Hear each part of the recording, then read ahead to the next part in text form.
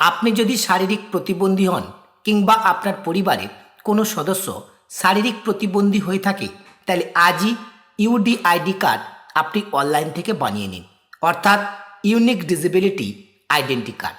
এই কার্ডটি থাকলে প্রতিবন্ধীমূলক সমস্ত কাজের সুযোগ সুবিধা আপনারা পাবেন, সাথে সাথে সরকারির সমস্ত প্রতিবন্ধীমূলক কাজের জন্য আপনারা অ্যাপ্লাই করতে পারবেন এবং এর জন্য আপনাদেরকে মাল্টিপল ডকুমেন্ট কিন্তু বয়ে নিয়ে যেতে হবে না। এই কার্ডটি থাকলেই কিন্তু আপনারা স্বীকৃতি পাবেন। তাহলে দেরি কেন, আজই আপনারা অনলাইন থেকে ইউডিআইডি কার্ডটাকে তৈরি করে নিন।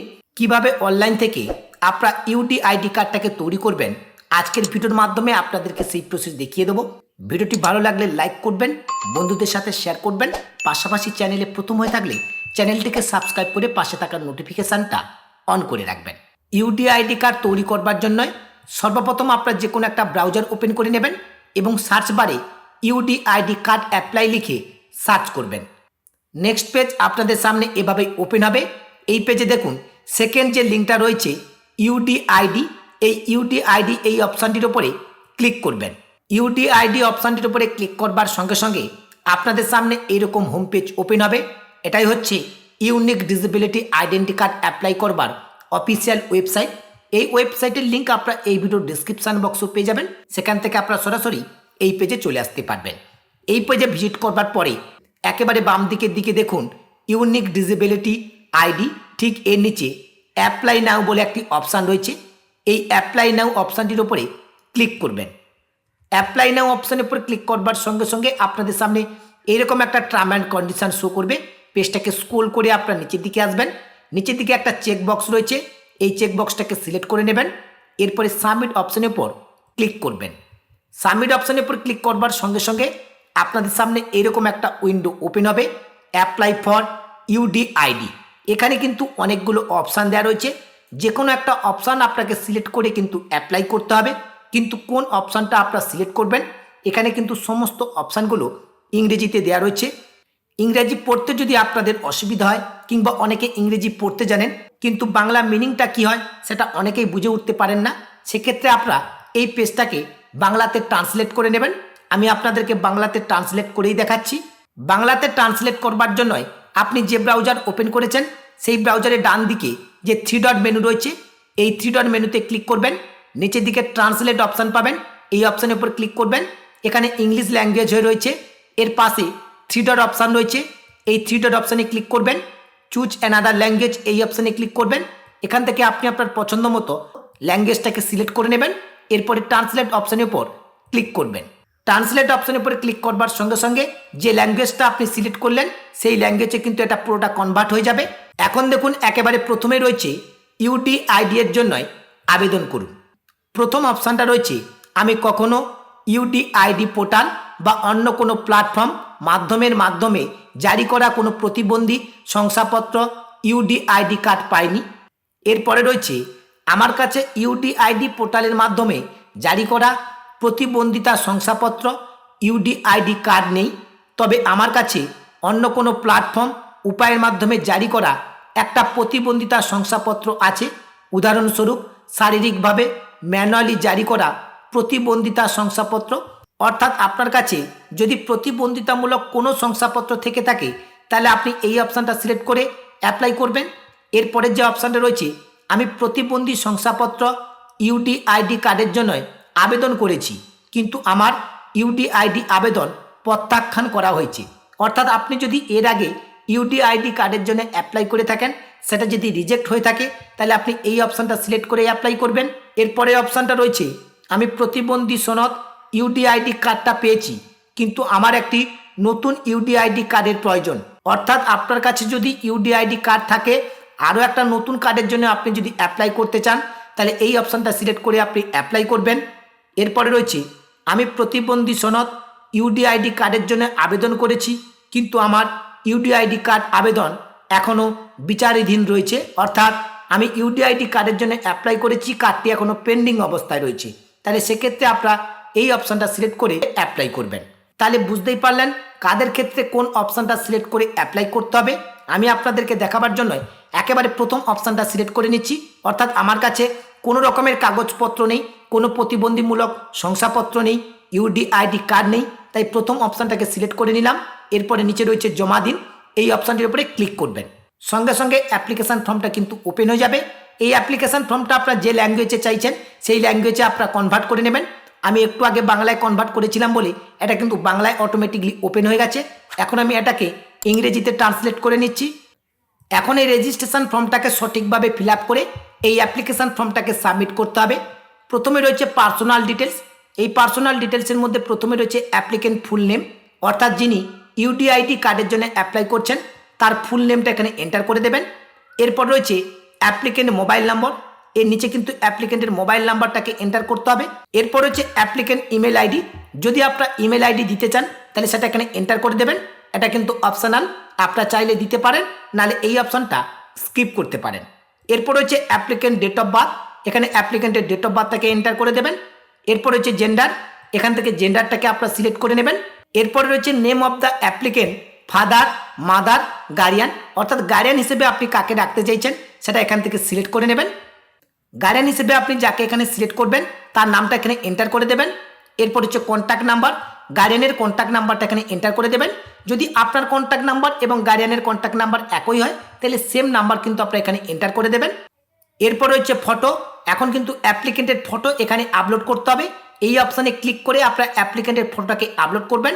একটা পাসপোর্ট সাইজের ফটো কিন্তু আপনাদেরকে আপলোড করতে হবে এবং এই ফটোটা আপনারা কোন ফরম্যাটে আপলোড করতে পারবেন এবং ফাইল সাইজ কত থাকবে তার কিন্তু নির্দেশিকা এখানে দেওয়া রয়েছে।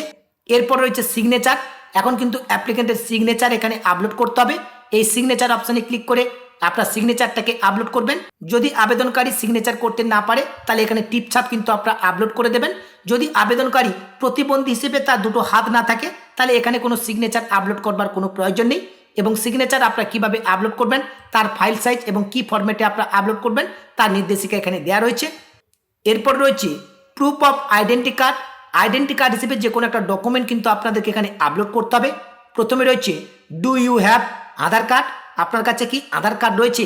যদি থাকে তাহলে ইয়েস করবেন, যদি না থাকে তাহলে নো করবেন। যদি আপনারা ইয়েস অপশানটা এখানে সিলেক্ট করেন তাহলে আধার নম্বর ইনপুট করবার একটা অপশান কিন্তু নিচে পাবেন। এই জায়গায় আধার নম্বরটাকে আপনারা ইনপুট করে দেবেন। এরপরে ডান পাশে I agree to share Aadhaar information with government department, এখানে একটা টার্ম অ্যান্ড কন্ডিশন দেওয়া রয়েছে। এই টার্ম অ্যান্ড কন্ডিশনটাকে আপনারা সিলেক্ট করে নেবেন। এরপর রয়েছে identity proof, select identity proof, এই অপশানে ক্লিক করবেন। এখান থেকে আধার কার্ডটাকে আপনারা সিলেক্ট করে নেবেন। এরপরে ডান পাশে রয়েছে আপলোড আইডেন্টি প্রুফ, এই আধার কার্ডটাকে আপনারা এখানে পিডিএফ ফাইলে কিংবা জেপিজি ফাইলে আপলোড করে দেবেন। আর যদি আপনাদের আধার কার্ড না থাকে তাহলে এই অপশানটা আপনারা নো অপশানই সিলেক্ট করবেন। নো অপশান সিলেক্ট করবার সঙ্গে সঙ্গে যদি আপনারা আধার কার্ডের জন্য অ্যাপ্লিকেশান করে থাকেন তার এনরোলমেন্ট নাম্বারটা এখানে এন্টার করে দেবেন এবং এনরোলমেন্টের যে স্লিপটা রয়েছে সেই স্লিপটা এই চুজ ফাইল অপশানে ক্লিক করে আপলোড করবেন। এরপরে সিলেক্ট আইডেন্টি প্রুফ, এই অপশানে ক্লিক করবেন। এখানে কিন্তু অনেকগুলো ডকুমেন্টের অপশান আপনারা পাবেন।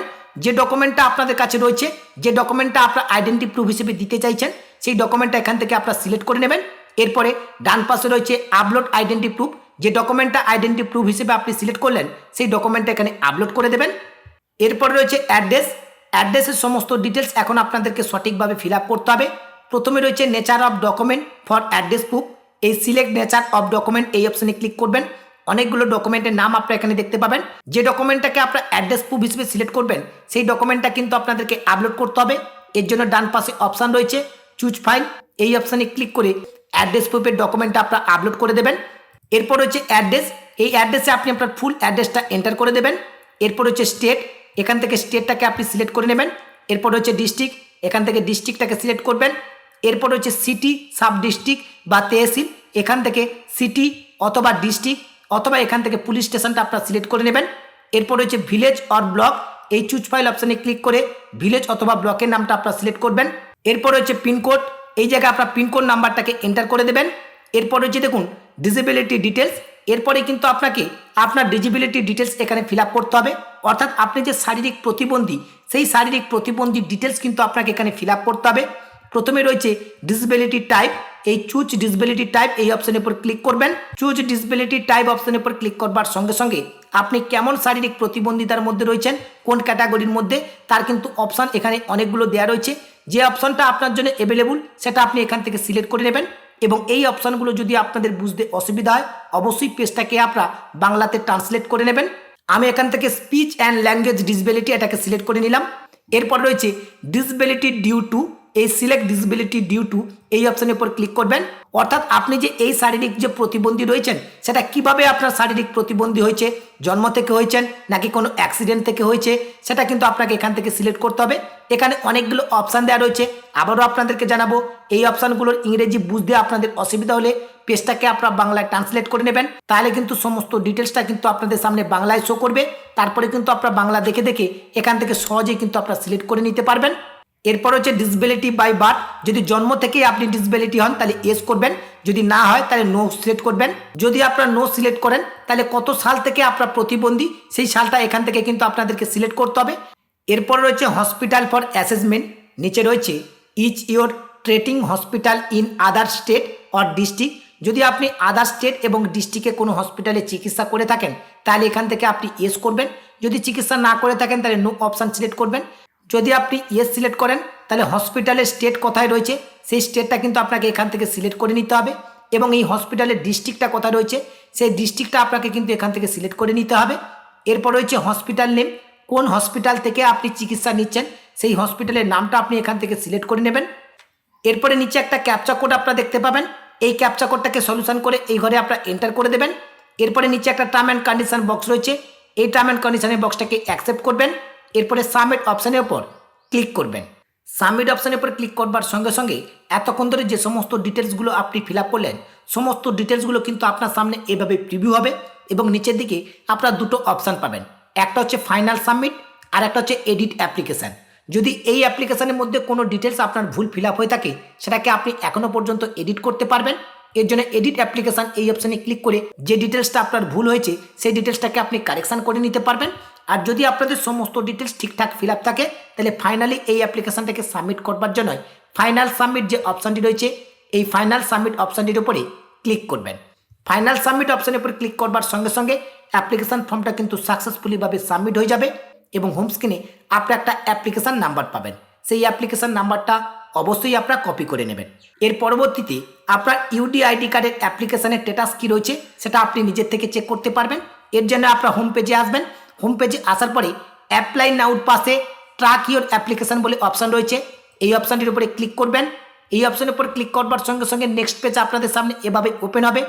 ইউডিআইডি নাম্বার, আপনি ইউডিআইডি নাম্বার দিয়ে এখানে ট্র্যাক করতে পারেন, এনরোলমেন্ট নাম্বার দিয়ে ট্র্যাক করতে পারেন, মোবাইল নাম্বার দিয়ে ট্র্যাক করতে পারেন, অথবা আধার নাম্বার দিয়ে ট্র্যাক করতে পারেন। যে অপশানটা দিয়ে আপনি ট্র্যাক করবেন সেই অপশানটা আপনি সিলেক্ট করে নেবেন। এরপরে যে অপশানটা আপনি সিলেক্ট করলেন তার নাম্বারটা এখানে এন্টার করে দেবেন। এরপরে নিচে সাবমিট অপশানের উপর ক্লিক করবার সঙ্গে সঙ্গে অ্যাপ্লিকেশনের স্ট্যাটাসটা কিন্তু হোম স্ক্রিনে শো করবে। এভাবে কিন্তু আপনার অ্যাপ্লিকেশনের স্ট্যাটাসটা নিজেরাও চেক করে নিতে পারবেন। আশা করছি সম্পূর্ণ প্রসেসটা আপনাদেরকে বোঝাতে পেরেছি। আজকের ভিডিওর মাধ্যমে মূলত আপনাদেরকে এই আপডেটটি দেওয়া ছিল। আপডেটটি আপনাদের কেমন লাগলো অবশ্যই ভিডিওর কমেন্ট সেকশানে কমেন্ট করে জানাবেন, এবং ভিডিওটির কোনো জায়গায় যদি আপনাদের বুঝতে অসুবিধা হয় কিংবা আপনাদের কোনো প্রশ্ন থেকে থাকে অবশ্যই ভিডিওর কমেন্ট সেকশানে কমেন্ট করে জানাবেন। আমি চেষ্টা করব আপনাদের প্রত্যেকটি কমেন্টের রিপ্লাই দেওয়ার। আজকের ভিডিওটি শেষ করবার আগে সকল বন্ধুদেরকে জানিয়ে রাখি, অনলাইন রিলেটেড সমস্ত রকমের কাজ কিন্তু আমি অনলাইনের মাধ্যমে খুব অল্প খরচে করে থাকি। যদি আপনাদের কোনো কাজ আমার থেকে করানোর প্রয়োজন হয়ে থাকে আপনারা কিন্তু সরাসরি আমার সঙ্গে যোগাযোগ করতে পারেন। আমার সঙ্গে যোগাযোগ করবার জন্য এই ভিডিওর ডেসক্রিপশন বক্সে আমার হোয়াটসঅ্যাপ এবং টেলিগ্রাম গ্রুপের লিঙ্ক পেয়ে যাবেন। আপনার হোয়াটসঅ্যাপ এবং টেলিগ্রাম গ্রুপে জয়েন হয়ে সরাসরি আমাকে SMS করতে পারেন। আজকের ভিডিওটি এখানে শেষ করছি। ভিডিওটি ভালো লাগলে লাইক করবেন, বন্ধুদেরকে শেয়ার করবেন। পরবর্তী ভিডিওর আপডেট পেতে চ্যানেলটিকে সাবস্ক্রাইব করে পাশে থাকা নোটিফিকেশানটা অন করে রাখবেন।